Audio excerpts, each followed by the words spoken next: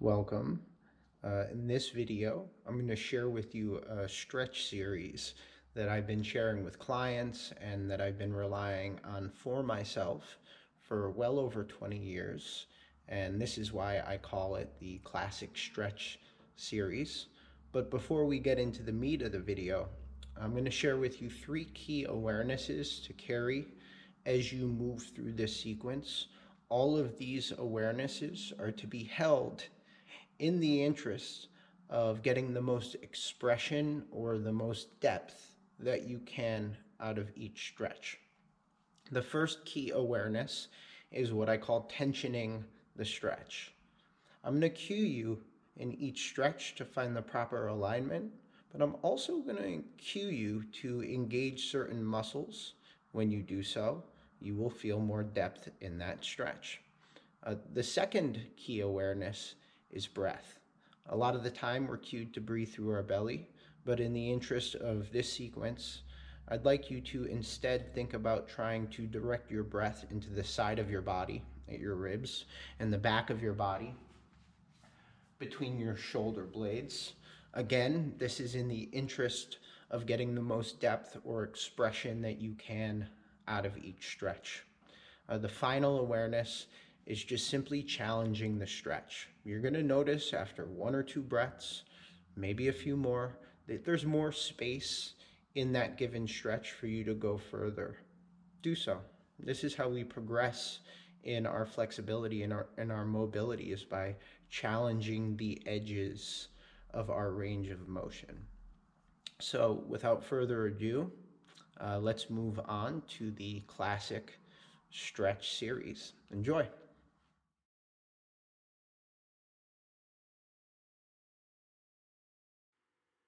First stretch in the series, seated front bend.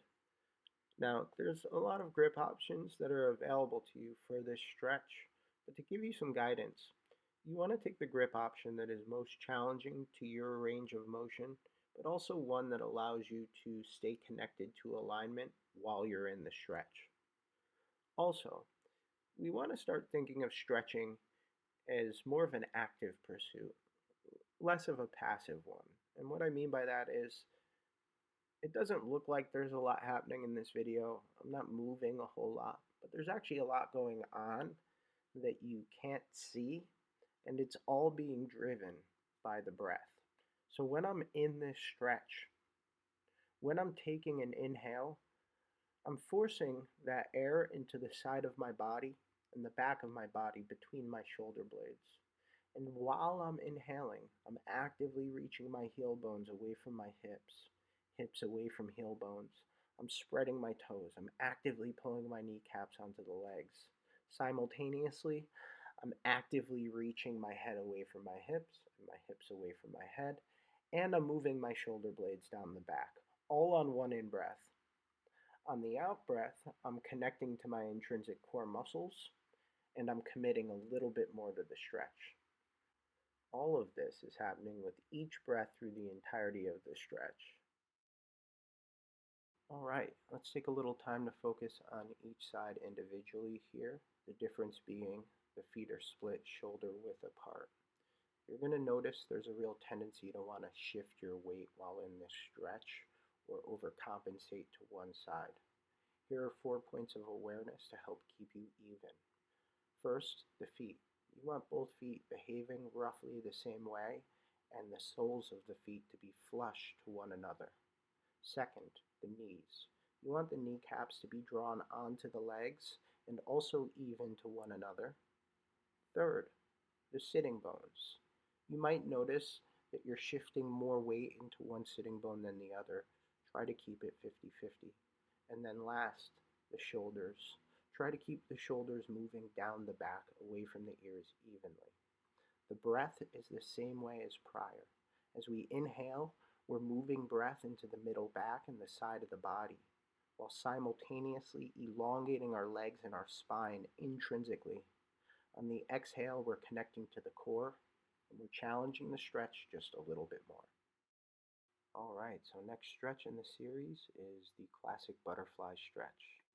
We're going to work to find ourselves in a seated position with the soles of the feet together. We're going to use our hands and our back muscles to draw our body toward our feet while maintaining grounded shoulders and a straight spine. The elbows are being used to press the knees down toward the floor as we stretch, but simultaneously, we're energetically working to reach the knees away from each other in opposite directions as we actively and evenly root and plant the sitting bones into the floor. So again, as we inhale, we're forcing air into the middle back and the side body. And on that inhale, we're also working to elongate the spine and ground the hips and shoulders.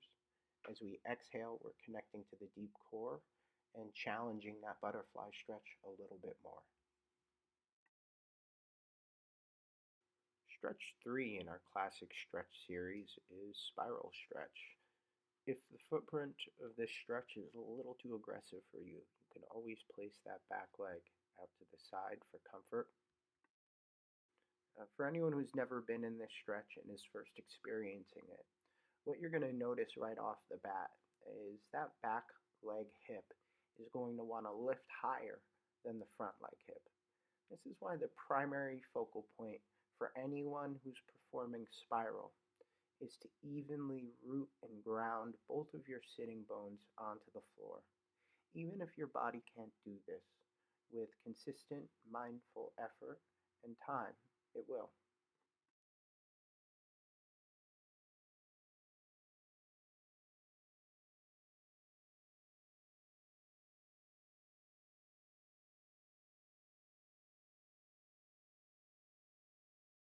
All right, let's switch sides. This side view allows you to see how tightly tucked the back leg is and how sharply pointed the back foot is. Now, I've had folks use stacked blankets or a pillow or a bolster underneath their hips to lift their pelvis a little higher off the floor. So if this is a modification that sounds good to you, by all means, use it. Otherwise, we're doing the same exact actions with our body as we did in butterfly stretch. On the inhale, we're working on directing the breath between the shoulder blades and the side ribs. On that same inhale, we're working on generating length in the spine, regrounding the shoulders and regrounding the sitting bones. And then on the exhale, we're working on reconnecting to the deep core and pulling our head a little closer to our front foot, just like butterfly. The fourth stretch in our series is wide angle stretch. To set up this stretch, you want to find the widest possible end range for your legs and the furthest forward end range for your body. From there, you're actively flexing the feet. You're elongating the legs away from each other in opposition as you spiral your legs back in their hip sockets. The sitting bones are rooting firmly on the floor, and this will provide an anchor for you to actively reach the crown of your head away from your pelvis and the pelvis away from the crown of the head. The shoulder blades are drawing down the back away from the ears, and the arms are elongating forward away from the shoulder blades. On every inhale, we're actively directing breath between the shoulder blades and side ribs, all the while elongating our limbs and spine a little more. Every exhale, connect to intrinsic core, spiral the legs back, and challenge the stretch a little further. The fifth stretch in our series is knees to chest, which is exactly what it sounds like. Except when you hug your knees to your chest, be sure that you root your tailbone and sacrum on the floor, as I've just done. From there, you're actively reaching the crown of the head away from the tailbone, tailbone away from crown of head. Shoulder blades are drawing down the back, and on every in-breath, feel the back ribs spread onto the floor. On the out-breath, connect to the core and go a little deeper. You have an option to circle the knees in any direction if it feels good to you in this stretch. Alright, spending a little bit of time doing single knee to chest. I always recommend bringing that bent knee up to the chest and in toward the middle of the body. You'll just get a little more opening in the side hip and low back. Also, whichever leg is the straight leg, you want to be active and intentional about what you're doing with that leg and that foot. Keep it straight and keep the foot flexed. The shoulders are down the back, and of course the breath is directed in between the shoulder blades and through the side ribs. On the exhale, connect to the core and go a little deeper. The sixth stretch in our classic stretch series is simple supine twist. One cue I often give to enhance this twist is at some point during setup, you're going to want to shift your hips in the opposite direction that you're headed in the twist. So you'll notice here, as my legs fall to my left in tabletop, I start to shift my hips back, bam, right there, and right here, boom, I move my hips back. Now what this does is it gets my spine in more of a straight line and gives me a more pure twist. The weight of the legs really serves as the anchor for this twist, so I'm making a concerted effort to ensure that my knees are stacked and anchored on the floor. You can see my left side arm and hand are helping me do this. My right arm is opened out to my right side, and this is a full twist, so I'm even turning my head in the direction of the twist. Setting up the other side, you can see I just shifted my hips to the left, and now my legs are falling away to the right. I'm going to take a few seconds to ensure that my knees are perfectly stacked and rooted on the floor. The right arm is holding the knees down to the floor. The weight of the legs is the foundation for this twist. The left arm just opened out to the side with the palm up. Now, do know there is an active oppositional reach between the knees and the twisting side arm. The left arm is reaching far to the left, and the knees are reaching to the right in the opposite direction. As far as the breath is concerned, you're actively moving breath into the open ribs. That's the left ribs right now, as well as the space between the shoulder blades. On the out breath, you're connecting to the intrinsic core and deepening this twist, this oppositional reach, just a little bit more. Stretch 7, cross body shoulder stretch. Okay, we are finally standing upright. A few tips for enhancing this stretch. You want to be sure that the weight is even on your feet. You want to avoid listing or leaning off to one side as you do this stretch. Also, notice how my stretching arm is completely straight, elongated, energized, and my palm is facing up toward the ceiling.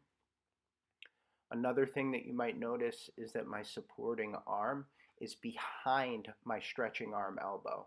If you can do this, excellent. If not, you want to try to get as close to that as possible. You're moving the shoulders down the back away from the ears. And as far as the breath is concerned, on your inhales, you're driving breath into the stretching side ribs. And on your exhale, you're challenging the stretch a little more. Okay, stretch 8 is for all of my desk jockeys out there with over tight necks. Just like the last stretch, foundation is important, so you really want to make an effort to keep the weight even in both of your feet. You can see in the video how I'm actively reaching my stretching side arm down toward the ground. My supporting side arm is drawing my head directly over my shoulder. My head isn't falling forward or back. And throughout this stretch, I'm making an effort to draw my shoulders down my back away from my ears.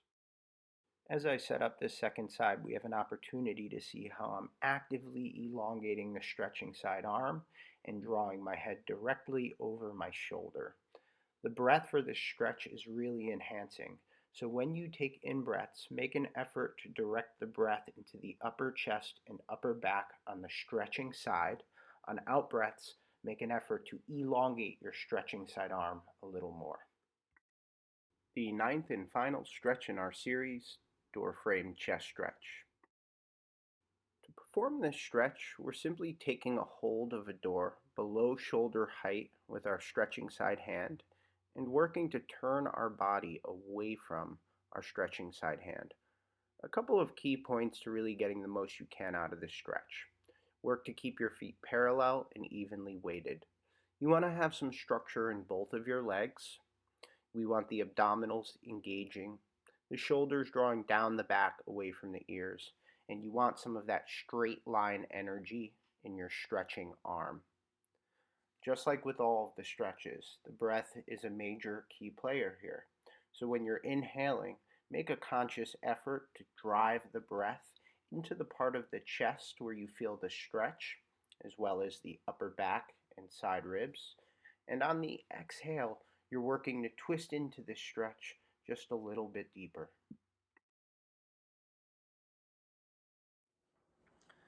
This concludes our exploration of the classic stretch series. If you found the contents of this video useful, I recommend watching this video when you work through the sequence at least a few times. A, so you can get a better understanding of the sequence itself, but B, so you can get a real understanding of the cues for each stretch within the sequence. These are conventional stretches, but the cues I give are pretty dense. So maybe just pick 1 or 2 cues each time you work through the sequence, so that by the time you've worked through the sequence 3 or 4 times, you have a deeper understanding of what it entails to get the most out of each stretch and this sequence. Thanks for watching, everybody, and take care of yourselves.